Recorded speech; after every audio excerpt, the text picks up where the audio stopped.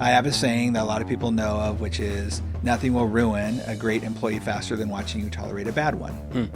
The more you tolerate bad behavior, the more other people will see that. And even your great employees, even the ones who are awesome, there's no way they can't psychologically go, oh, shoot.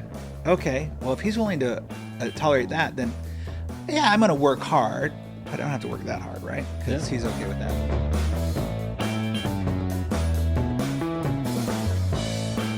Hello and welcome to the Digital Orthodontist Live. I'm your host, Dr. Kyle Fagala, and today I am joined by leadership, business, and relationship expert, Dino Watt. Dino, how are we doing, buddy? I'm awesome, man. Thanks for having me. Excited to have you here. What's brought you to Memphis, I wonder? Maybe you're going to visit a little Saddle Creek Orthodontics. Yeah, exactly. So we're going to be doing that later today. But first, let's podcast. So Dino, if you're not familiar with him, you should be. But, he speaks to standing room only audiences in the orthodontic world. Literally, someone told me that, and I went, and it was standing room only. It's amazing. He's host of his own podcast, the Propreneur Podcast. He also has two meetings, the Team Transformation Experience and also Ortho Evolution, which he co-hosts with Tracy Martin, Jill Allen, and Michelle Shimon. So needless to say, he's a very busy guy, and we are very privileged to have him here in Memphis today. So we're going to cover Dino's greatest hits, as it were, so prepare to drink from the fire hose. We're going to discuss how to create and maintain excellent team culture. We're going to talk about marketing ideas with a potential economic downturn on the horizon.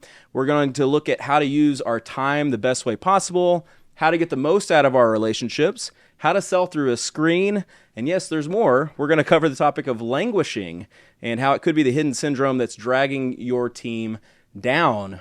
Man, I feel like everyone out there is like, I can't wait. It's a lot to learn all of that. So in this 3-hour edition of the Digital Orthodontist Live. But first, I want to thank our episode sponsor, Neon Canvas. Neon Canvas, in my opinion, is the premier marketing agency for orthodontists. Our completely U.S.-based team features over 50 experts in each area of digital marketing, including search engine optimization, web and graphic design, branding, photo and video services, and much, much more. Neon Canvas clients, this is new, now also receive a collection of 13 proven orthodontic systems for my practice when signing up. There's some really great stuff in there. And so if you're ready to grow your practice like never before, please check us out at neoncanvas.com. All right, so Dino. Yes. Great to see you. Thanks for awesome to be enduring the intro. No, it's great. It's really amazing how you kind of pop right into the podcast mode, right? It is, yeah. You have to. You have to 0 to 60. That's right. Yeah. So I'm going to start with some personal questions. Oh, okay. If that's okay. We're going to start little Barbara Walters, and then we'll kind of an open book. My wife doesn't like that too much, but I am. I'm an open book as well. So, but you don't get to ask any questions today. That'll have to be on Propreneur. Nice. So we want to get to know you better. What were you like as a kid? Maybe interests, hobbies, and so on. Yeah, so I'm a middle child, so I was always searching for attention, right? Because I had two older brothers and a younger sister. She got all the attention for all the new stuff. And actually, it's interesting because I just saw something on a TV show called The Offer, where a young girl the lady was talking about why she did something she did. And she said, my whole life, I've only had hand-me-downs. I never got to choose anything myself. My style was what my brothers or sisters didn't want. And even when I got married, my husband bought a house that I moved into. And I totally connected with that because that's how I was as a kid. I just was the kid who got everything handed down. I never got a choice in anything.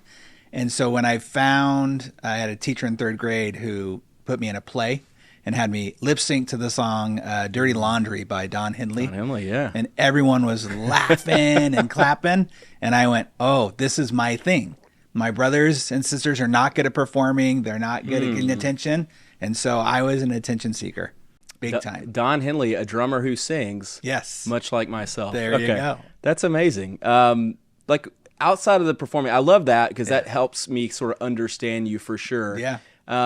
What else were you in as a kid? Like, what were your hobbies? What made you tick? Really what was interesting is I did all the things that you did back in the 70s. Like I was in baseball and soccer, and I hated it all.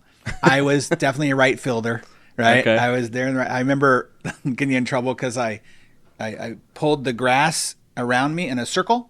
And I was proud of it. I was like, oh, look, I made a circle. And they were like, you're not supposed to be doing that. But because I was sitting down the whole time in right field doing nothing. I I was somebody who really enjoyed being around people. Okay. Back then too, we, definitely the latchkey kid. My parents divorced, so it was like me coming home, doing my own thing, taking care of myself, and I was obsessed with television shows, like sitcoms. I have kind of a Rain Man-ish type thing with sitcom theme songs. I even wrote a speech one time that was only sitcom theme songs, like the words of the theme songs. Yeah, you can find it on YouTube. Did you know that when I lecture, now I share my favorite theme songs from TV No, shows? really? Yes. Yeah. What's your favorite theme song? My top 5. Well, you'd have to see my lecture. No, Okay. my number 1, and you're going to say, oh, okay, is The Office. Yeah, okay. I really like that theme Great. song. We also did a Halloween costume to it. Yeah. I think I've got, what do I have? The Jeffersons is on there. Yeah. Brady Bunch is on there. Yeah.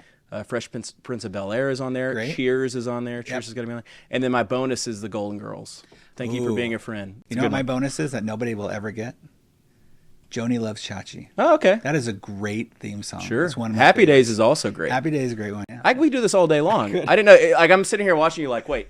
Now, I thought I was It's a kid that was insane. addicted to TV. No, okay, so it's now great. I see why we're so similar. All right. As much as I would love to stay on this for 20 minutes, let's press on. We'll talk more after the show. The but- bonus. yeah, there will be a bonus episode where we just talk about sitcoms. What's your professional career been like? Obviously, like, no now, but like, Yeah. what got you to here? And then I think it's always nice to maybe share some successes and some failures over Yeah. the years. So, Well, I actually never ever thought I'd be in this industry at all. Hmm. I did not set out to this at all. I actually set out to be a performer and an actor in LA.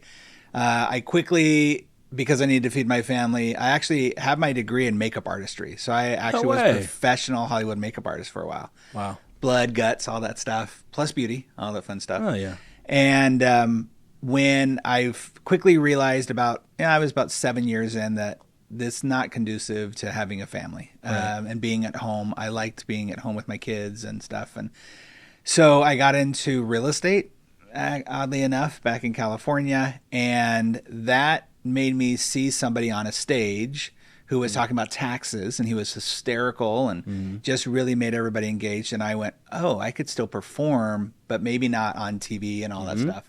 And that's when I started seeking out learning how to speak on stage and how to train people. And the two topics I cared about most in the world were marriage. I really saw what my parents did as a lesson of what not to do. Yeah. And decided to do something different in my marriage. And I thought I could help people do that. And then the other part was I was always that kid in school who everybody came to for advice about like how to get along better in their relationship or how to get along with their parents. And I just thought that would be kind of cool to do if I could do that, and started focusing on that. Somebody asked me about marriage at an event that I did, and I made up a program that I did not have, but they were asking me about it. I'm like, yeah, I do this thing called the Business of Marriage, and I help people put marriage principles into business principles into their marriage. And I got a ton of people coming over going like, wow, I want to know about that. So I decided to make a business out of it. About 6 months later, I'm doing it full time. And I had a friend in Utah who was a financial advisor who dealt with chiropractors, dentists, orthodontists, and attorneys. And he said, Dino, the number one reason why people fight in our meetings is money. And they're married, and I don't want to deal with their marriage. So will you help them with their marriage? And I'll deal with the money. I said, sure. One day I got a call from an orthodontist, the orthodontist had me come out to his house. I actually super nannied him for a little bit. And he said, well, this is working great in my marriage, but in my office, I'm married to 12 work wives. Can you help me out there?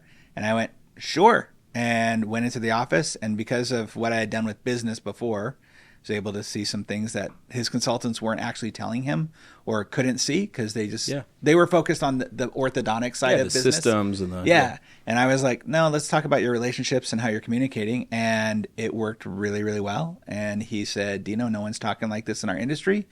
Will you come speak on the stage? It was at the Pitts Progressive Group. Yeah. And I said, sure. And went in there and got a client out of that, and that snowballed. And that's the really quick version of probably about a 7-year journey.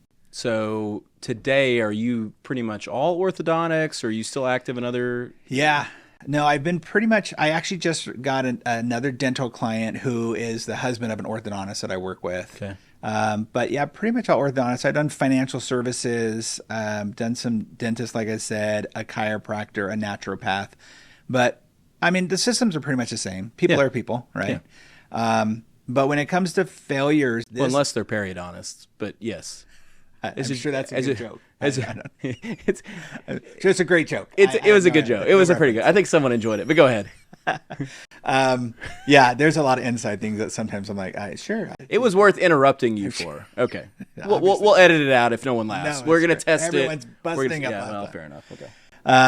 You mentioned failures though, because I do want to make sure that it's understood that so when I was in Hollywood, one of the things I did is I produced a TV show, and I produced a show that was it was sold to a small company that was going to put 5-minute clips on the internet for people to download and watch during their lunchtime.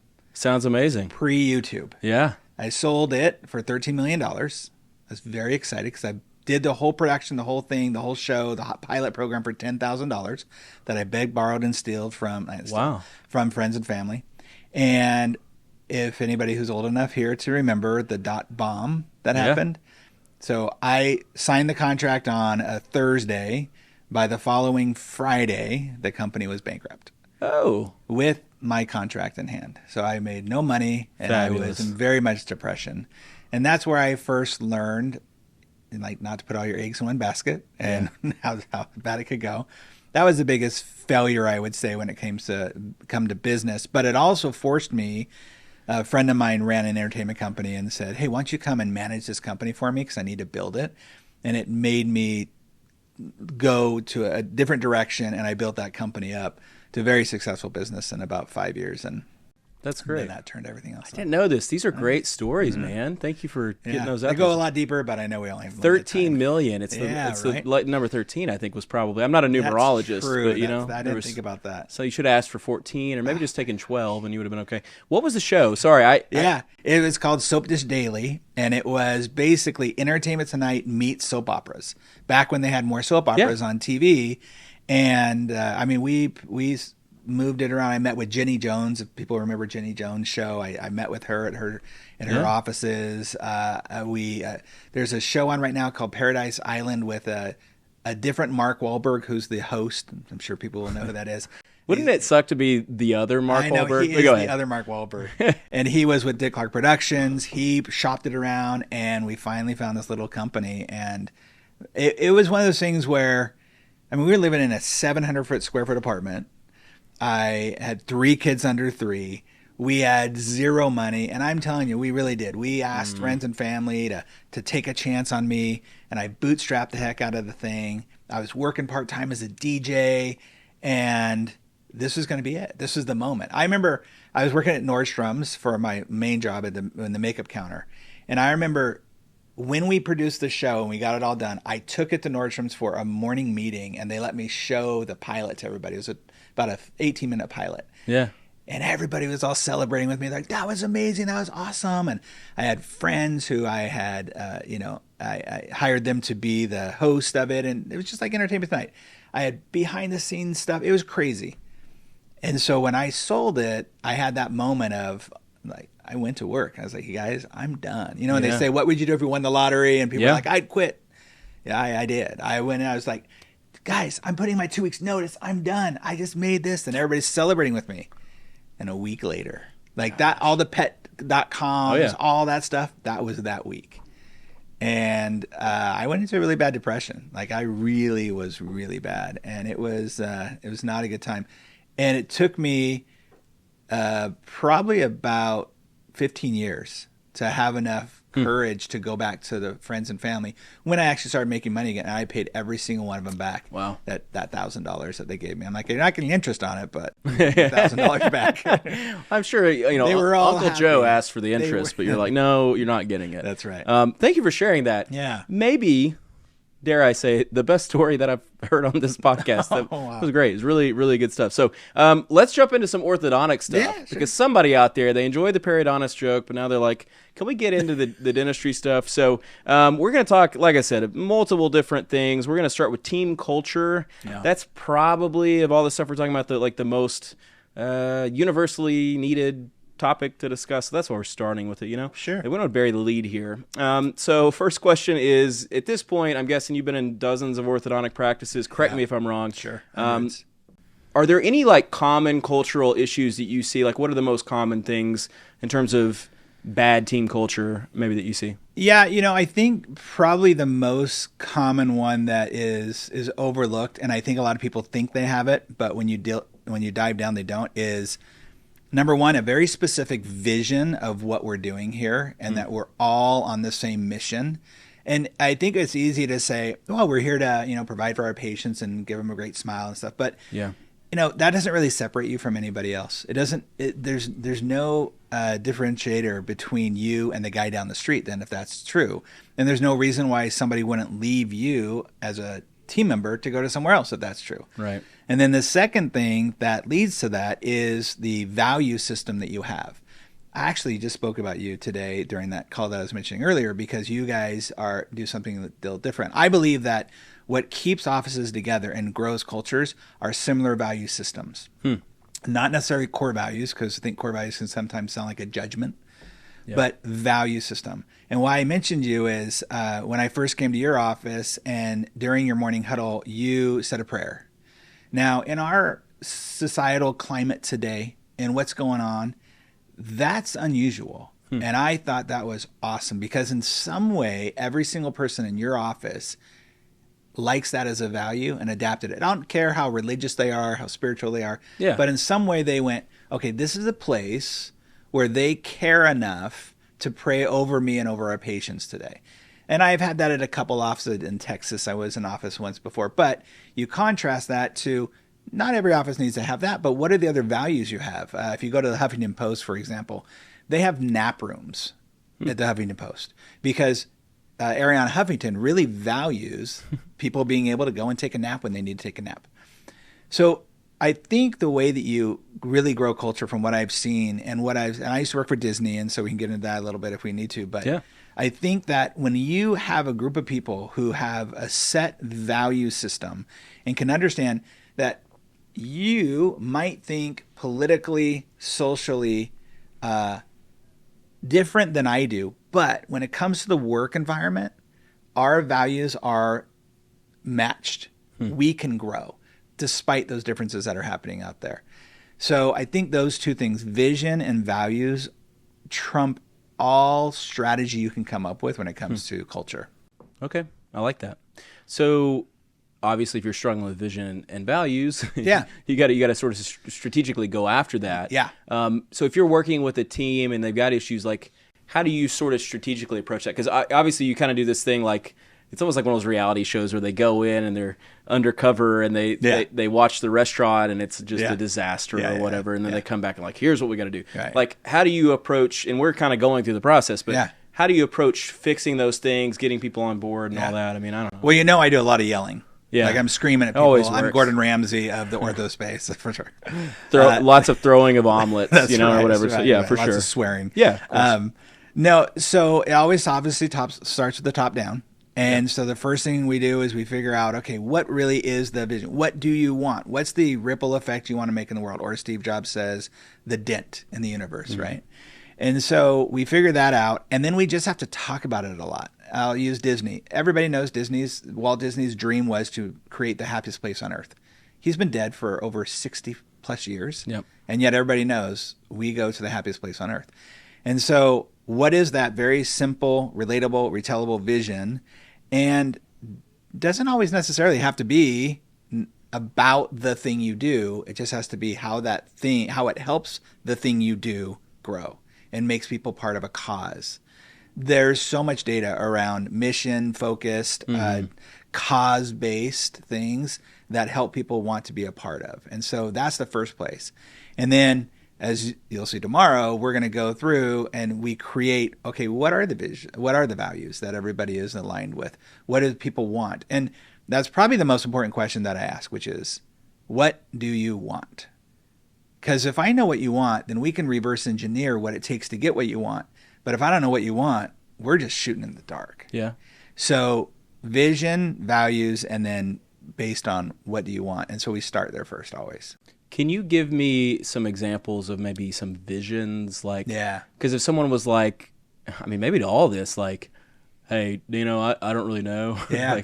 like what's Most a good people don't. vision? I don't know. Yeah, most people don't. I'll tell you one that was one of my favorites. Is a doctor out of Northern California, Dr. Dave Datweiler.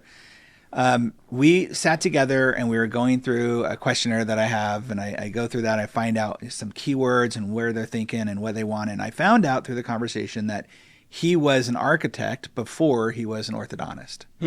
And he had done architecture, I want to say for 2-3 years, and just really hated it. Decided to go back to school. His dad happened to have been an orthodontist as well before.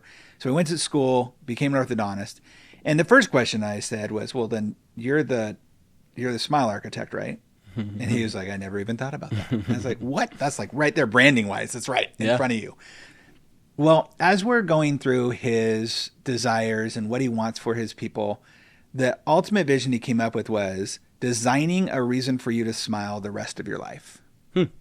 Now that's bigger than a slogan, right? Because what they do then is they approach, and I actually was blessed enough to be able to, I was doing some work in the area and I got to go see him 2 days ago, and still in this 10 years now, in his office, in his lunchroom are the core values posted. And the very first one is, every patient is a rock star.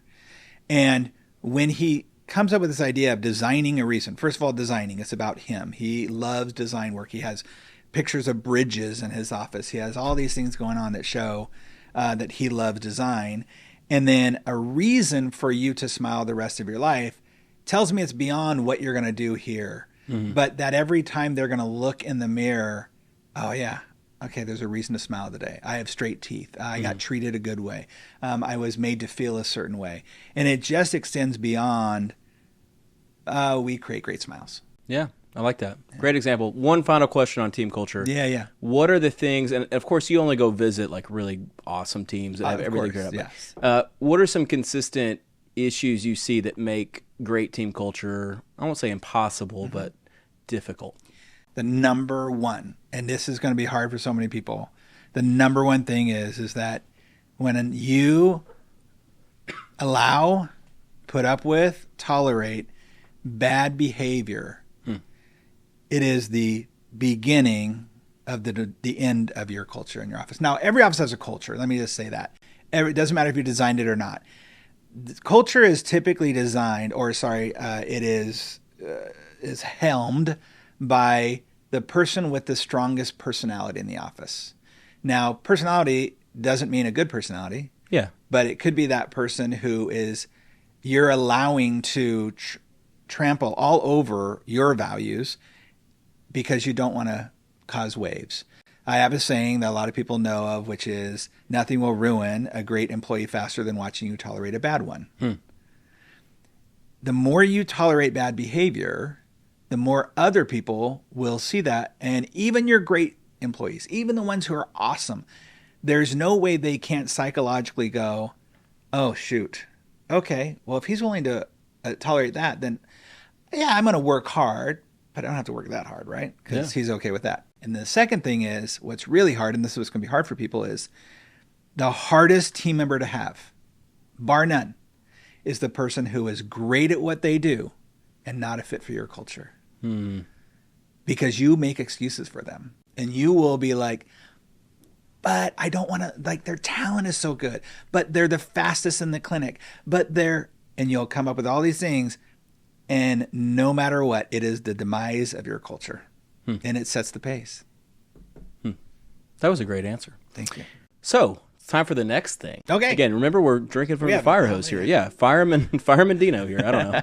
So I sort of had this weird image. We'll cut this out, I'm sure, of like the classic like male stripper who's dressed as a fireman. I'm glad you're thinking of me as a male stripper. That's good just to know. The first part of the male stripper part. Like you show up to the party and everyone's like, woo. I don't know, Kyle, what is a classic stripper fireman? I don't know. I've just seen it in shows. There was a Tom Green episode back in the day. Let's jump into the next topic, which is time management. How are we managing our time on this podcast? I don't know. So in terms of time management, this is a very general and broad question, but Yeah. how are people wasting their time these days? Because we've been wasting time as people for thousands of years. Sure. But, what about today? What's unique? I want to know, did my wife ask you to ask this question? No. You're a little ADD, aren't you? I'm very ADHD, Yeah, right. very much. And I didn't know that at all until I didn't know I was dyslexic until my son.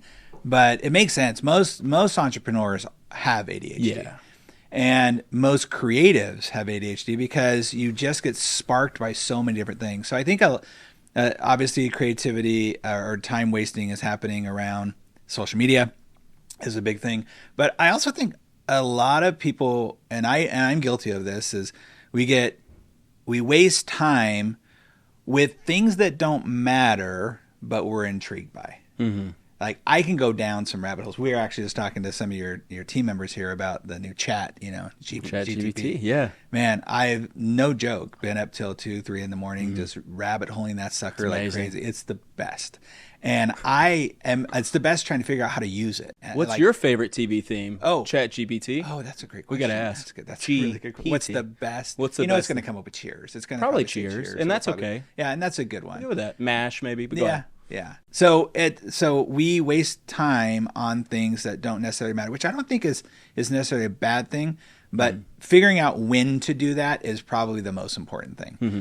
I actually create in my schedule very specific blocks of like free time where it'll say, okay, it's 2 hours of free time. And that means if I wanted to stare at the wall for 2 hours, that's my free time. That's what I get to do. The challenge is I'm a contributor. I like to contribute to people. And this is where I don't guard my time as well as I should. This is where I joke about my wife, because my wife, great example, just the other day, somebody just reached out, hadn't talked to them in probably 5-6 years, said, hey, Dino, I have a guy that I know who is looking to buy a home from this other person, but he's not sure how to do it creatively. And I just immediately thought of you.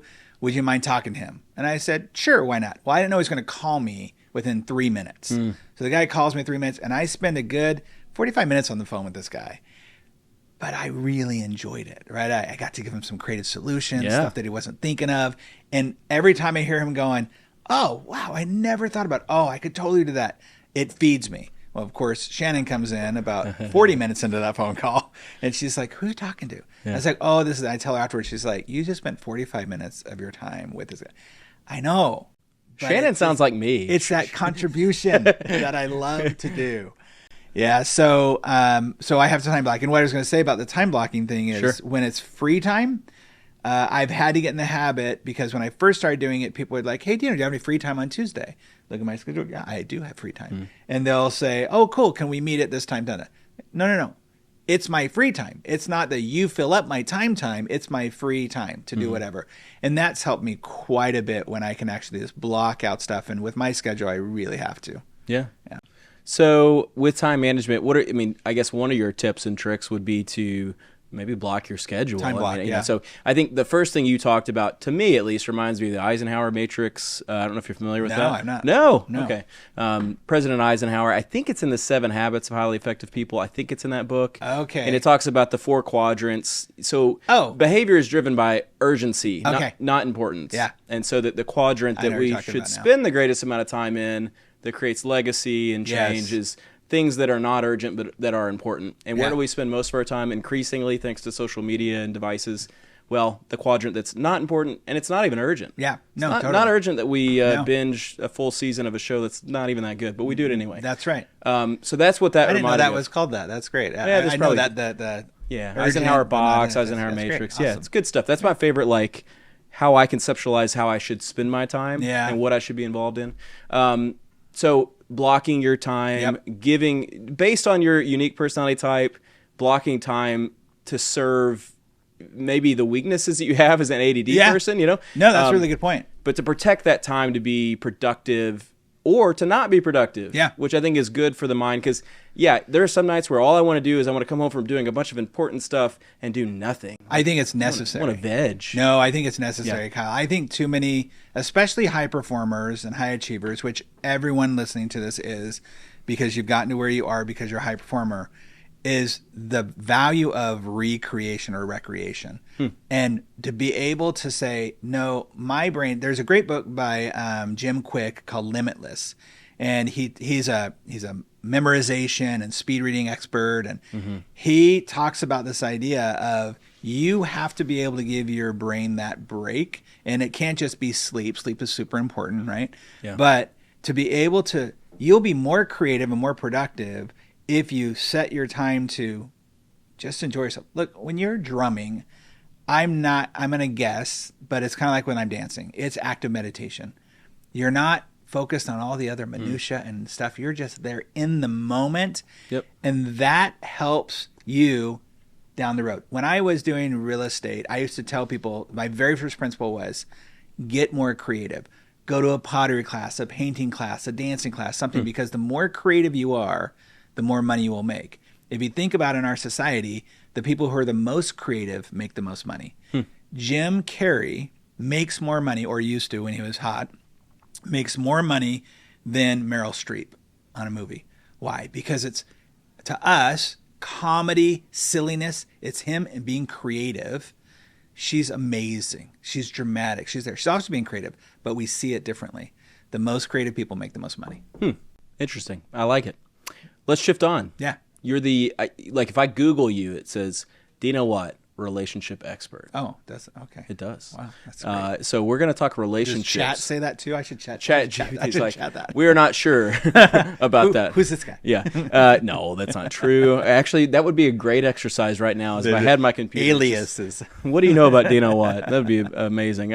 Let's talk a little bit about relationships. Obviously, we all deal with strained relationships and so on. Yeah. And you've got a rich history of working with couples, and part of why we worked with you is that my wife and I have worked together for 10 years.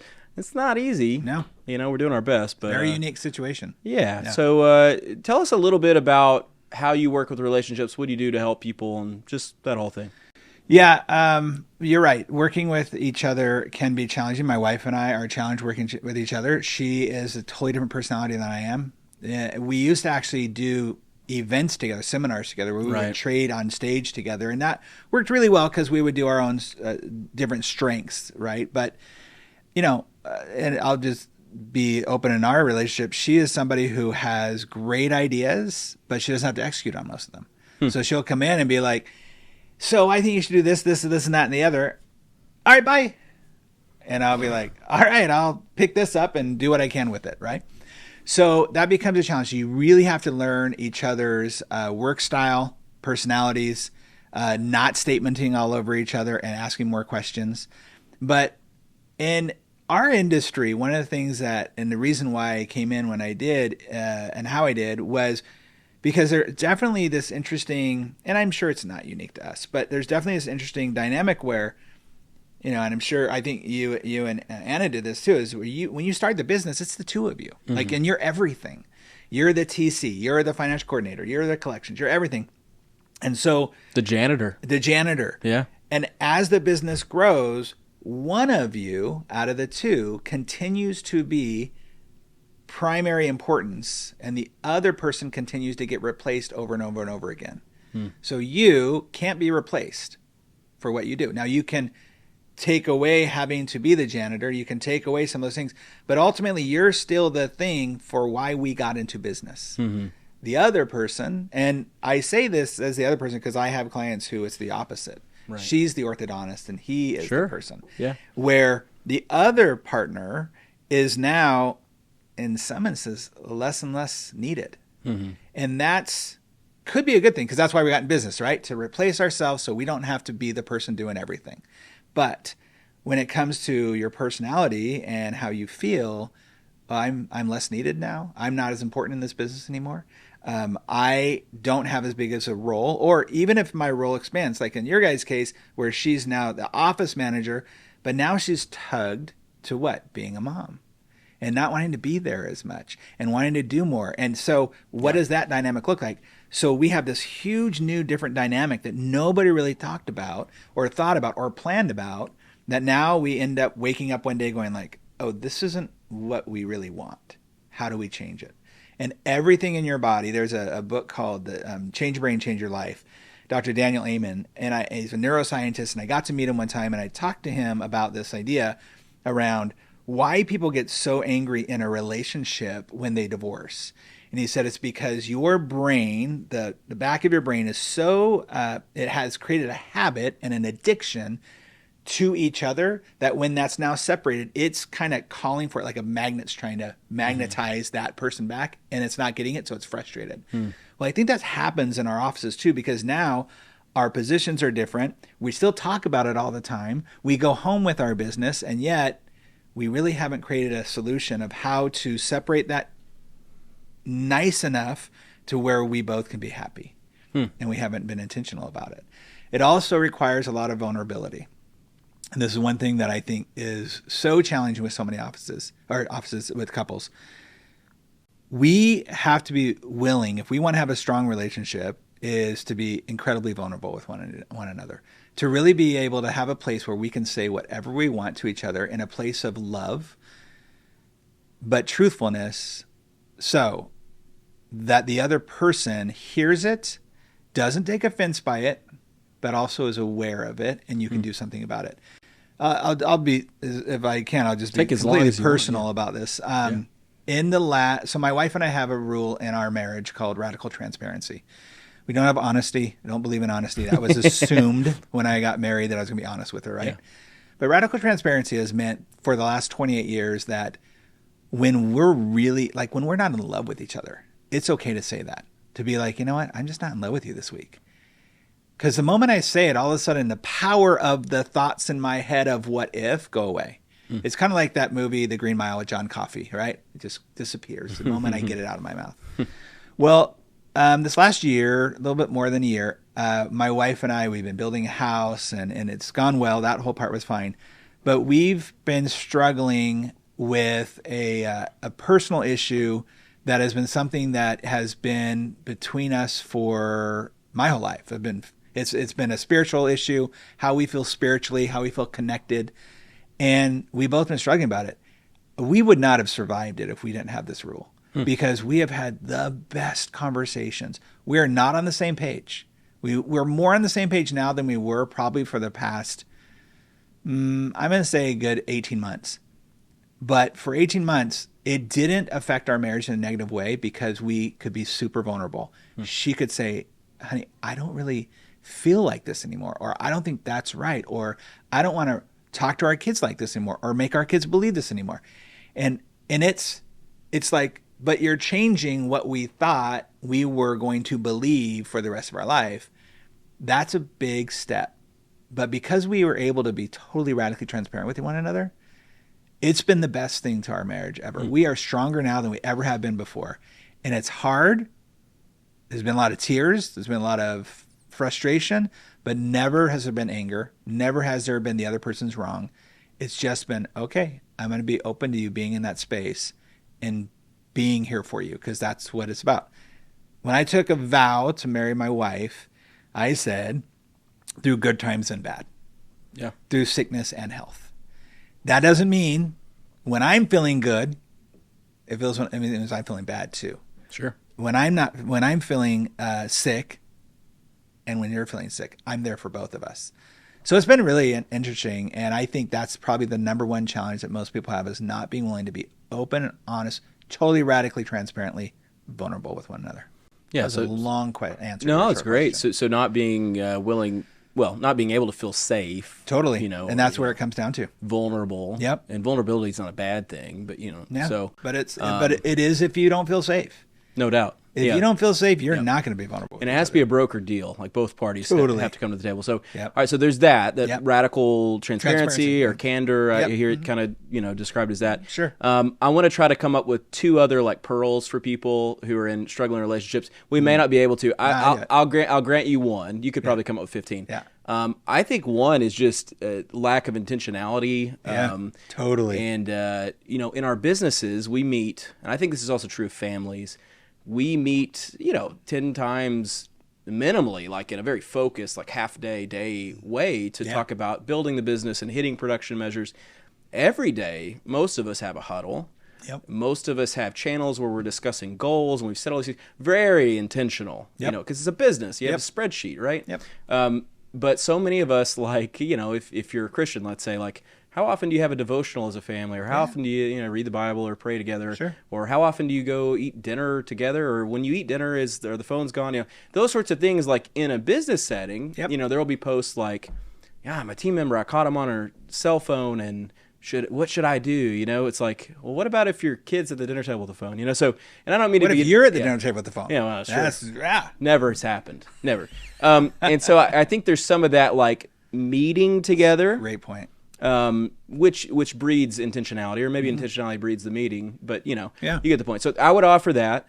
Give me a third one. Let me add to that, though. Yeah, I have a thing called the Marriage Mastermind that we implemented. And it's 4 specific things that you talk about because of the biggest challenges that most people come up with or deal with in their marriage. And it's everything from money to schedule. A schedule is such a big one, especially when you have little kids, right? Money and security. So what we talk about, though, is that for the couple who are the CEO or the co-CEOs of the family, is that it has to be, as you said, intentional. There's no phones at the time. You can't be hungry. You can't be super grumpy. Can't be super late. But it's got to be, this is a meeting we have. And so this is something Shannon and I have implemented for years. And I actually, and you guys will be getting this soon, is that we actually have a breakdown of what it looks like. And how do you go through this marriage mastermind? And it always ends with a reward. Right? It's always like, okay, we're going to go on a walk together. We're going to go eat together. We're going to have some alone time together, whatever that looks like. But it's intentional in that sense. So I think that's great. The third thing I would say is kind of like it, but not focus on the stuff, is getting away together as a couple. No kids. Listen, I know I come from a place of privilege right now where I'm an empty nester. And it is the greatest thing ever. And I highly recommend it. Looking forward to it. But we made it such an important thing in our marriage since our kids were little. We went away together. If it was a weekend at a motel down the street, if it was when we had no money whatsoever, it didn't matter. We had to take that time for ourselves. And I wanted to show my kids this. Actually, I have a fourth one I want to share with you because of this. Great. I really wanted my kids to see that Mom and I took time to cultivate our relationship. And we would tell them specifically, hey, we're going away, you're going to stay. And they got used to it real fast. It was fine. The fourth thing that is akin to it is one of the most important rules I put in our relationship with our kids especially was the hierarchy of understanding that Mom was the most important person in this family to me. And I am the most important person in this family to Mom. And unless you're talking about cases of abuse and all that, and of course we'll put that out there. But in a normal situation, I wanted my girls to know that I want them to find a partner in their life who treats them like that, and my son to be the man that would grow up to treat his partner like that. And what it did is, and I mean, I would sit my kids up. My kids will tell you now. I would sit them as little kids and say, I love you to death. I will die for you. Dad's always here for you. And Mom's number one. There was never a time in the teenage years where there was the pit Mom against Dad. There was never a time where they didn't think we weren't a united front. Now, there were times I didn't agree with my wife. And there were times she didn't agree with me. But we would still have each other's back in front of the kids, and then afterwards we would discuss something. But that was such a powerful thing to know that my kids knew there was a hierarchy in our family, and it also was important for me to know that about Shannon and her to know that about me, that we put each other first. And it's been awesome. I think it's one of the reasons, there's a stat, it was, I think through Canada, I'm going to mess it up, but it was above 60%. I want to say it was up to like 68%. The highest growing divorce age range in Canada and the United States was 60, 65. Wow. Think about that. Empty nesters. You made it that far. Yeah. And you know why? It's because a lot of people put all the focus on the kids. Right. And they just hold on tight, or they white knuckle it until the kids get out of the house, and they look at each other and go, who are you? Yeah. I don't even like you. And then they leave. Yeah. I never wanted that. I wanted to make sure, no, I was thrilled when my kids. We all cried for a moment, and then the kids left, and it was all good. And now I love being with my wife. Well, we idolize family and children and over prioritize their activities. I think. Culturally, and family is a good thing. Sure. But this is actually one of my favorite parts from 7 Habits is like what is at your core should not be your family or even your wife. It should be your value system. That's right. But yes, we could do this all day. Great stuff. Relationships. Now your relationships, they're all fixed. We fixed all your relationships. Let's move on to sales. Yeah. I love sales. Because if your relationship's going to fail, the divorce is going to be expensive. So you're going to have to sell more. Okay. That's not where I was going. I was going with relationships and sales, same thing. Okay, fair enough. Okay. Well, take it how you want, tomato, tomato. All right. So you have written a book called Selling Through the Screen, Mastering the Art of Connecting, Communicating, and Closing the Sale Virtually. Yeah. I would like an Oxford comma after communicating, but that's fine. That's just me. Oh, that's nice. Just me. That sounds great. Yeah. All right. That that sounds great. Change that. On whatever the that next is. On the revised version. I just learned what that was. That Oxford comma? About 2 weeks ago. That there are not enough commas in the world for me. My mom was an English teacher. Give me all the commas. And Love it. The M dash. If you don't know what an EM dash is, Google it later. One of my favorite punctuations. All right. Okay. Yeah, I could rank my 5 punctuations, but we'll do that later. All right. So the interrobang is number 2 for sure. All right. So. Oh my gosh. Question mark and exclamation point. You don't know what an interrobang? Someone out there does. All right. Not a fan of periodontists or interrobangs. Okay. I love it. Yeah. All right. So learn. What are some ways that those in an orthodontic practice can sell through a screen? Yeah. This is a softball for you. Yeah, that book came through the pandemic, obviously, and I actually ended up finishing writing it as we were kind of getting out of the pandemic, of just the idea of like, don't you understand this was a great opportunity for us to evolve our practices? And the fact is, in normal world, not in the orthodontic world, in normal world, selling through the screen is not going away. It's a huge opportunity. It actually democratizes being able to connect with so many people. And there are huge businesses being created. Look at somebody like a Tony Robbins, for example, right? Yep. He was able to fill stadiums with people, 35, 40,000 people, and that was amazing. Now he can do that and have 75,000 people from around the world at the same time. It's wild. That's a huge impact. So how do we take that to our business and realize that there's 2 things that every single person on the planet wants more? Time and convenience. Everyone wants more time. Everyone wants more convenience. No one's going to get more time. You have this certain amount of time. Nobody knows what that time is. You never know when it's up. But throughout your day and your week, you have 24 hours and 7 days a week. If as a business owner, I can position myself to let my possible customers, or in our case, patients, know that you care more about their time and their convenience. So that's why you have virtual consultations. That's why you have the ability to give them treatment, 50% of the treatment at least, virtually. You're going to set yourself up in a way that nobody else in your area is doing. You become the unique, different person. You look at people who are doing this right now. Actually, this conversation started before COVID with, for people who know Dr. Waldman out of California, and they were not even doing it virtually. They were doing it over the phone. He had a TC who was living in Florida, like his office in California, and she would do the consult over the phone. First of all, he made everybody pay for it if they wanted to come into the office. He charged if you came in the office, and it did not go to the fee. Right. It was to come in. So they only accepted the consult to be over the phone. Stacy, I interviewed her when she was doing this, and she's amazing. She's moved on since then. But then you have people like Dr. Farina in Florida, Dr. Bills up in New Jersey. These guys are seeing how, because they're offering it and they have a system down, all of a sudden they're able to sell through the screen, understand how to talk to people, how to connect with people, how to look at their teeth. They're killing it. It's a huge part of their business now. So I think it's a great opportunity for so many people right now. I mean, we're going to be digital. We might as well be digital, right? Yeah, That's called, if people talk about digital offices right now like crazy, and they only focus on things like scans or 3D printing. Right. Well, let's make it all digital. Yeah. Yeah, at some point they've got to come into the practice. Yeah. Totally. Eventually. Yeah. Well, that's but I one do of the think unique that things about us. there's a certain like element of pre-selling that's essential marketing wise, you know, but this is like a whole nother level of pre-selling. Think of all the people that come in that are just shoppers.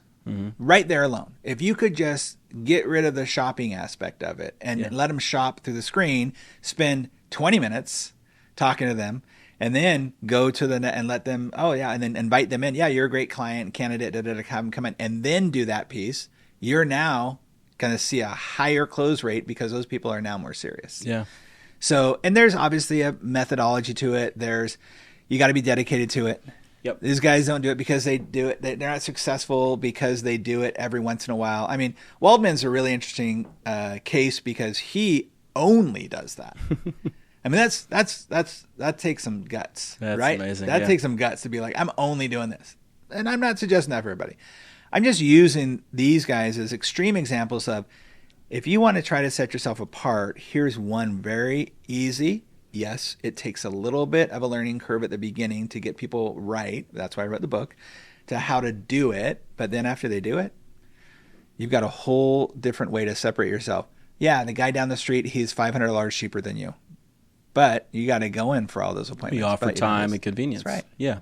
Very cool. I think, for us, it works best in a hybrid sense. Yeah. So obviously there's in-office stuff. I think vast majority, 99.999% are doing it hybrid. Yeah. And probably more of an emphasis on in-person still. Right. Who knows when that might end someday, and who knows when we can do everything completely remote. I have no idea. Yeah. There will probably be a time where we put on little virtual headsets and we kind of... Oh, I'm so excited for that. I can examine the mouth, and, I don't know. We'll see. It's at least theoretically possible. We're not there yet. So I want your best, low-hanging fruit pro tips for in-person sales. Okay. I know you go and you sit in exam rooms and you listen to people. Yeah. We had one that I was trying to be, quick, and then I was talking 25 minutes about football. Right. It was so good, I'm telling you. Okay. I love what you did. Well, tell us your best tips for selling more in the exam room. Well, you know what? I'm going to go off of that. The number one tip that people do not do is tell their story.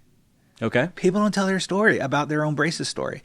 I was in an office 2 days ago, and, listen, I love all my fellow consultants in the industry. I don't actually consider myself a consultant. I look more at the strategy side of things. But for the most part, there's some few changes. But when it comes to the presentation part of it, everyone kind of teaches the same thing. Yeah. It's not a huge shift.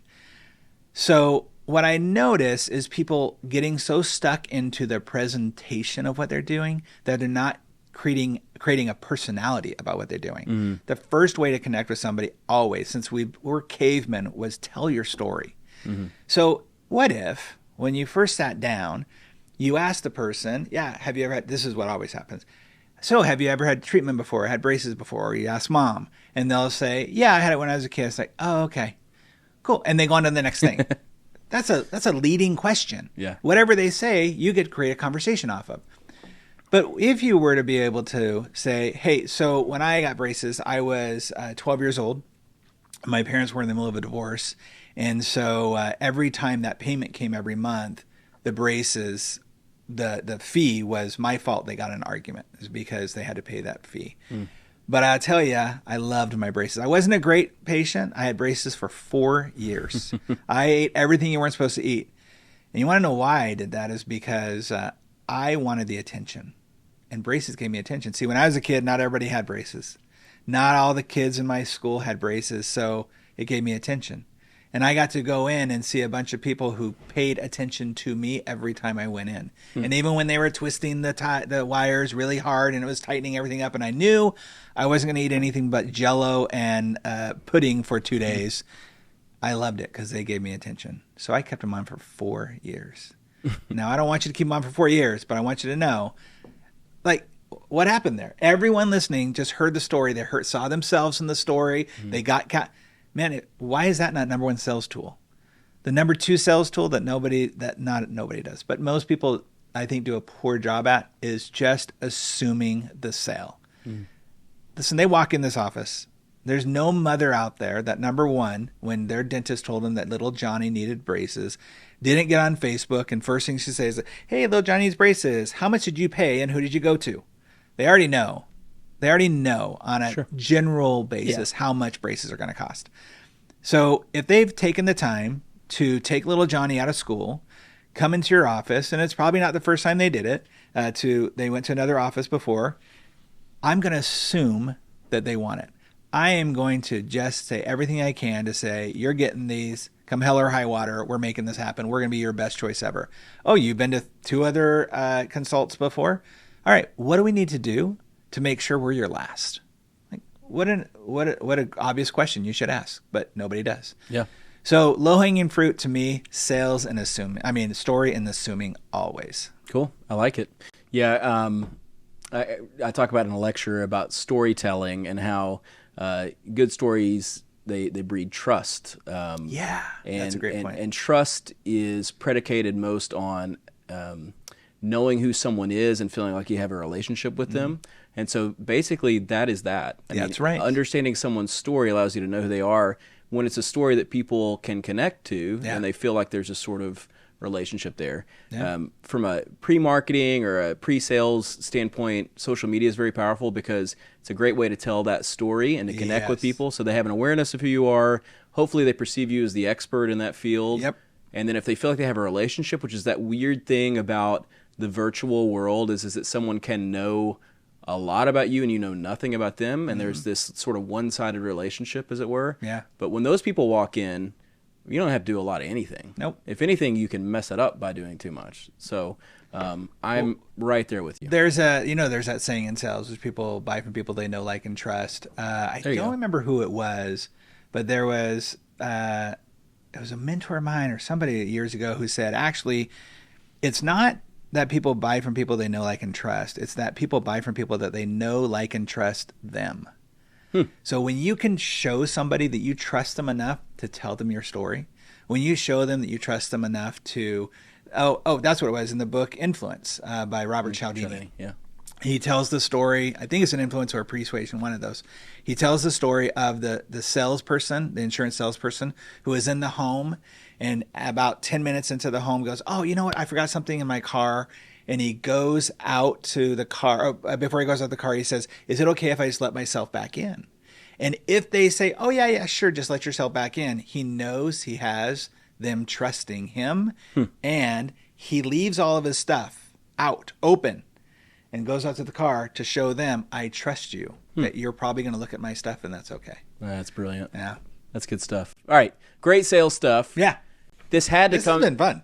Well, of course it's been fun. We both like to talk, right? Yeah, it was a TV theme, so That's right. So we're gonna finish with a word. This feels like a sort of a mild SAT word. There's probably some people that don't know what this word means. Yeah. I don't know. Yeah. And that word is languishing. Yeah. Not a word that I use all the time. No. Sort of a poetic word, maybe. What is languishing?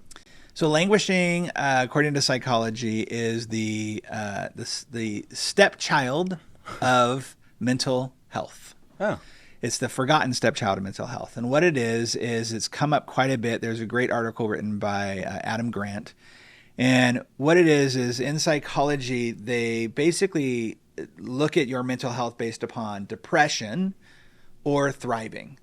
And languishing is right in the middle. And it's something that a lot of people really didn't put a lot of attention to. And languishing is when you just don't feel excited about anything. You get home and you're kind of really done with the day.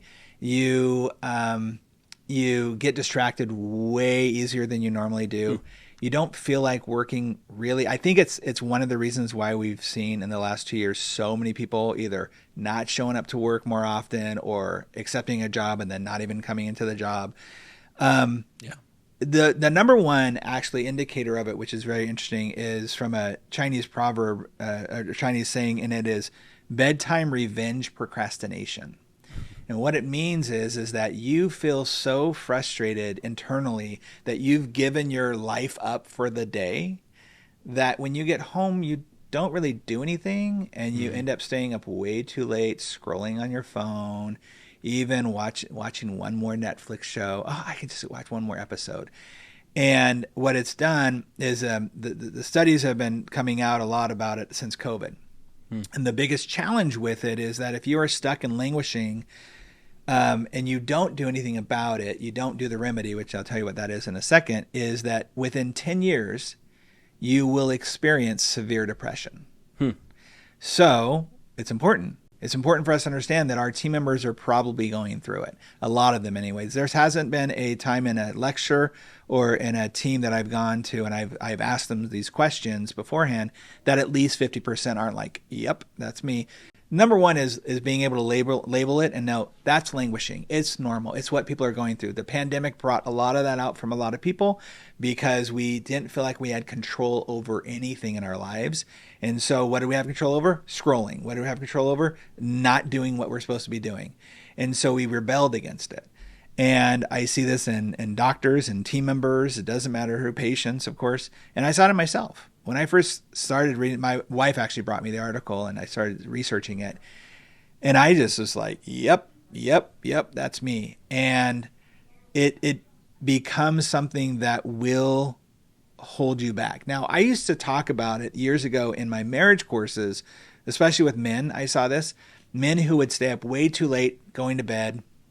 And I have a rule in my marriage course, which is husband and wife need to go to bed together. Now, it doesn't mean they have to sleep at the same time, but they need to close down their day together. As you mentioned earlier, you're going to pray together. You're going to do something to where you're like, day's over. Well, I'd have a lot of men who were just like getting up and doing nothing. They'd go scroll on the computer, and there's always, when it's late and they're alone, usually some bad stuff happens there by themselves. Nothing good happens after midnight. That's That's right. Yeah. And so I was talking to this one gentleman one time. He was a real estate agent. His wife is a doctor. And I was like, hey, Matt, I just have a thought. This might be one of the reasons why you're doing this. And I didn't know it was called languishing at the time.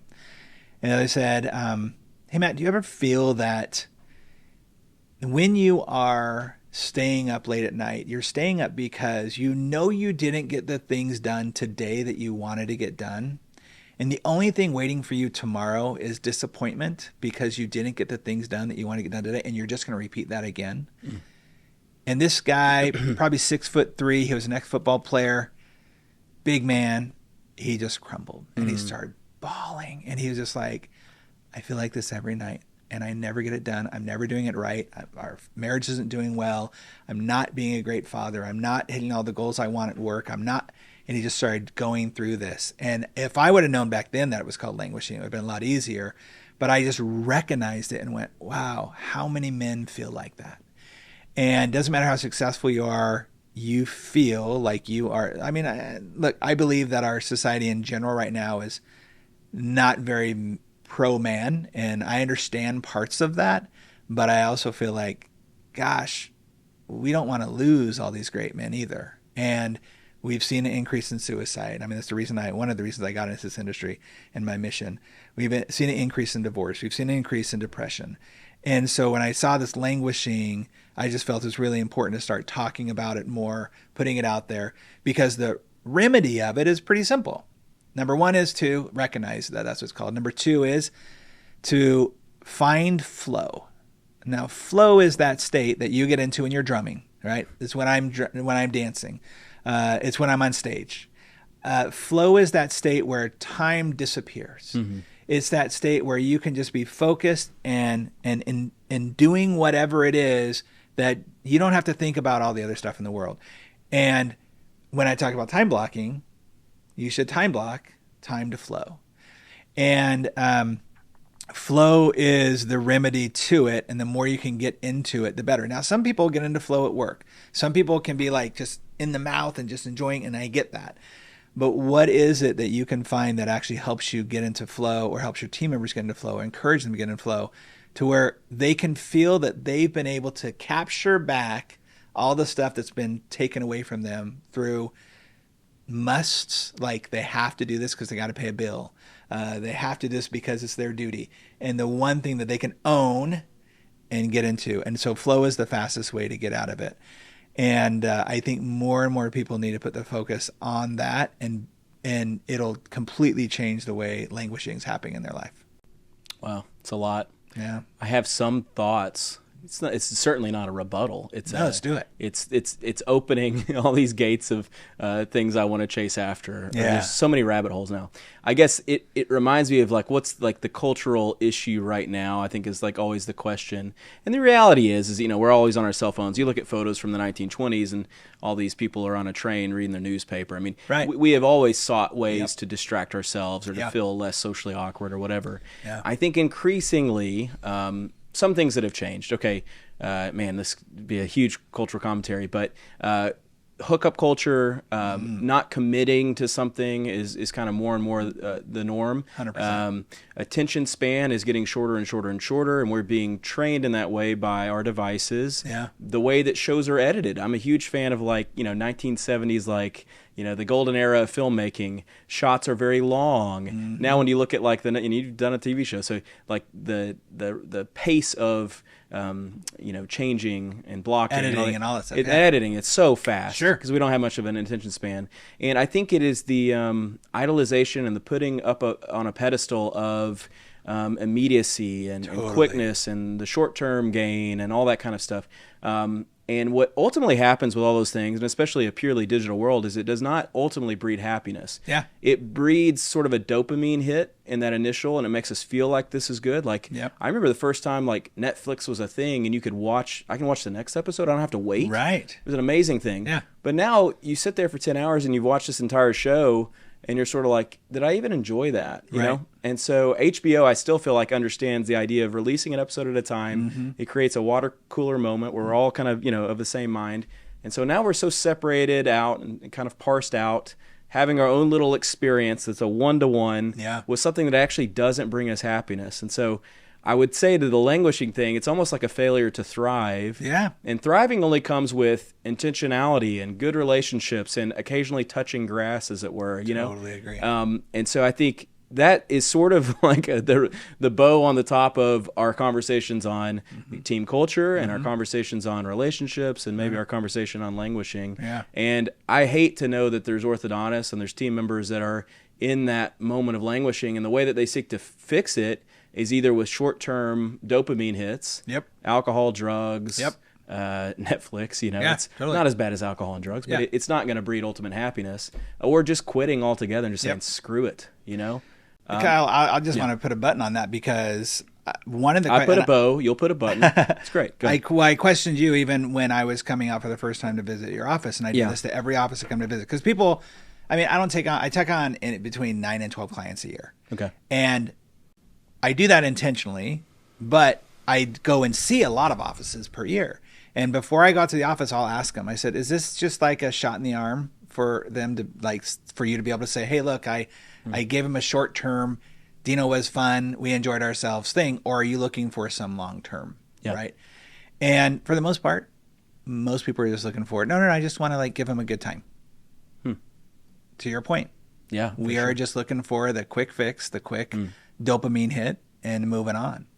And I don't think that's going to, and I'm not saying this for me, I'm just saying this in general, like you, to your point, is that, man, how often do we do that? And yet, go back to the flow thing. Flow doesn't allow you to be distracted. When you're in the drums, I don't care if the phone's ringing or whatever, you are on it. That's it. There's your focus. And the more we do that, when you leave, how long were you practicing last night? 2 hours? 2.5, 2.5 hour session.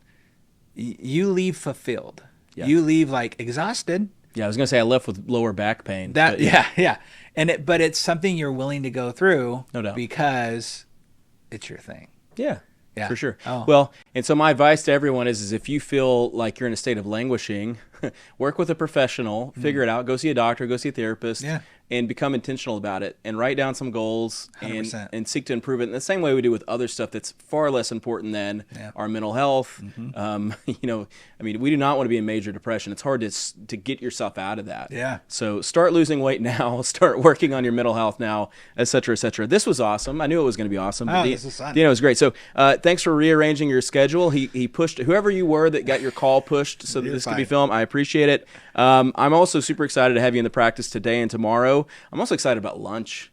My stomach is just growling. It's just growling. Yeah, you could probably hear it through the mic. And so if anyone is interested in you working with their team, I was not contractually obligated to say this. I had Dino on the show out of the volition of my own, but how would someone work with you? Well, definitely come to dinowatt.com. Okay. By the time this airs, it might be dinowattconsulting.com. I'm splitting it into 2 websites because of my speaking and stuff. Got it. But yeah, just reach out to me, dino@dinowatt.com, and we'll see what we can do. Okay. What about meetings that are coming up? I know there's Ortho Evolution. There's other stuff. What's coming up? Yeah, one of my most exciting ones is Team Transformation Experience Part 2 is happening in June because Team Transformation Experience 1 was so well received that we were asked to do it again, and we're doing a continuation of it. We're not doing the same thing again. So we're going to really focus on team bonding and connection, and so you can go to yourteamtransformation.com and find out about that. We got Ortho Evolution in July. I'm at AO. I'm at PCSO. I think I'm at almost everything. You're at all the O's. I'm pretty much at all the O's. And there's a lot of O's happening. All my favorite chips end with O's. So Doritos, Fritos, those taquitos chips. I don't know taquitos. You don't? Taquitos. The Takis. Oh, Takis. I know. I mean, it kind of made it. I'll go with the Doritos and the Fritos. Yeah. What are the little onion chips? Funyuns. That doesn't end in O's. Nope. But those are fantastic. I'm just kidding. So thank you. So DinoWatt.com and all the other stuff as well. I've got my upcoming stuff. If I can pitch it really quick. Yeah. This is where, the people that enjoyed the periodontist joke, the people that were waiting for the dental, this is where they exit the podcast. Oh, is it? So the true followers, the good people. So you got to seed it with but after this, I'm going to give away $1,000 worth of something. I know. I need to get better at that. But I'm going to be on a panel at the Orthopreneurs Residence meeting, which is Saturday, February 25th. First time they're ever doing that. That's in Dallas. Hope you'll be there. If you're a resident and you're not signed up, you're like, what the heck is that? Check with Glenn Krieger. I'm also very excited to announce the first ever Orthodontic Awards. I looked around and I thought, you know what? There should be an award ceremony for orthodontics, and so we're doing that. We're going to give away 20 different awards from like every aspect of orthodontics, some that you're probably not expecting. There will be over 100 nominees. You'll go and you'll vote, and then the winner will get a golden molar, which you may have seen. The mandibular first molar, first molar for what it's worth. We're going to do an award ceremony of some type at the AAO in Chicago, and there's more details inside the Digital Ortho Facebook group. Lastly, I'll also be at the AAO, which is in Chicago, April 21st through 23rd. I'll be playing with Relapse. I'll be lecturing. I'll be doing an award ceremony now, apparently, so that'll be fun. We have a new book that's going to come out, lots of stuff. If you're listening to this on Apple Podcasts, man, that's great. Thank you.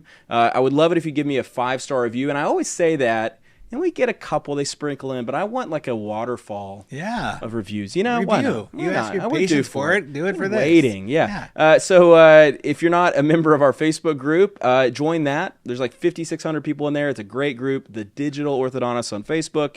And then finally, thank you. You spent a lot of time with us, I don't know, an hour, maybe more. That's awesome. I have no, it was a good conversation. Nice. Time flies. And so thank you for watching. Thank you to Dino Watt, of course, for being here, for being an incredible guest. And thank you to Neon Canvas for sponsoring, for giving us this table to rest our weight on. And last but not least, thank you to my team. Alan, right over here with the headphones on. Scott, who's down the hall. Kurt, down there, who designs stuff. Tom, who's over in Alabama. And then my wife, Anna, who always helps. She puts stuff on cards for me. Thank you, Anna. And from all of us here at the Digital Orthodontists Live, I'm Dr. Kyle Fagala, signing off. We'll see you next time. Thank you. Bye-bye.